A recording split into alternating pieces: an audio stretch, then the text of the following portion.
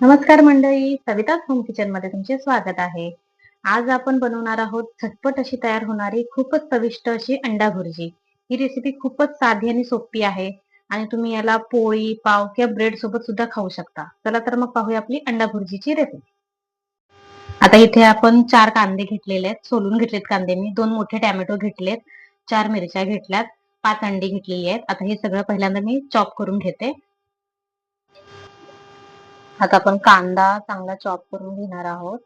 व्यवस्थित बारीक बारीक कापून घ्यायचा आहे आपल्याला कांदा. ही अंडा भुर्जी आपण जरा वेगळ्या प्रकारे बनवणार आहोत. त्याच्यामुळे मी आधी ही सगळी तयारी तयारी करून घेते. आपण मिरच्या सुद्धा कापून घेतलेल्या आहेत. आपला टोमॅटो जो आहे तो सुद्धा बारीक कापून घ्यायचा आहे आपण. हे सगळं एकदा बारीक कापून आपण साईडला ठेवायचं आहे. आणि त्याच्यानंतर मग आता आपण ही जी अंडी घेतली होती ती सुद्धा एका बाउलमध्ये सगळी फोडून घ्यायची आहे.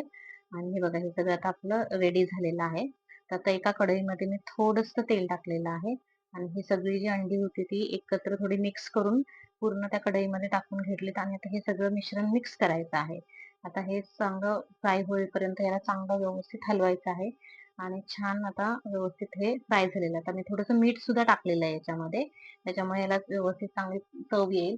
आता हे चांगलं फ्राय करून झालेलं आहे आपलं आणि आता मी हे काढून घेते एका प्लेटमध्ये. अशा प्रकारे आता आपण काढून घेऊया आणि आपण आता पुढच्या प्रोसेसला सुरुवात करूया. आता आपण काय केलं ह्या कढईमध्ये तर मी थोडं तेल टाकलेलं आहे. तर मगाचपेक्षा थोडं जास्तच टाकलंय कारण की आता आपल्याला हा सगळा कांदा याच्यामध्ये फ्राय करायचा आहे. आता कांदा आणि मिरची हे मी दोन्ही एकत्र टाकून चांगलं फ्राय करणार आहे. म्हणजे कसं मिरचीचा तिखटपणा सुद्धा हा तेलामध्ये चांगला उतरतो.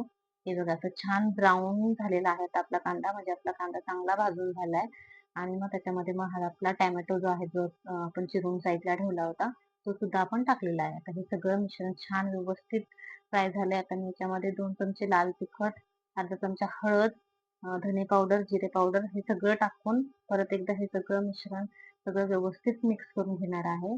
अशा प्रकारे चांगलं स्मॅश झालं पाहिजे टोमॅटो आपले. आणि आता आपण हे जे अंड ची भुर्जी आहे ही आपण आधी फ्राय करून ठेवली होती ती आता याच्यामध्ये या मसाल्यामध्ये आपण टाकणार आहोत. तर आता ह्याचं टाकून सगळं आता व्यवस्थित मिक्स करून घ्यायचं आहे. अजिबात कुठे जाड जाड अंड्याचे हे ठेवायचे नाहीयेत. आता वरून मी थोडी कोथिंबीर टाकली आहे. मस्त असं हे सगळं टाकून असं मिश्रण व्यवस्थित मिक्स करून घ्यायचंय. हे बघा अशी छान आता सुटी सुटी झालेली आहे. हे असं थोडंसं अशा प्रकारे बनवून घेतल्यामुळे ना एक छान टेस्ट पण येते आणि अशी सुटी सुटी होते आपली अंडा भुर्जी. आता मस्त व्यवस्थित बाउलमध्ये मी काढून घेते आणि ही आता अशी अशा प्रकारे आपण अंडा भुर्जी तयार केलेली आहे. तर बघा अशी मस्त अशी छान झाली आता आपली अंडा भुर्जी.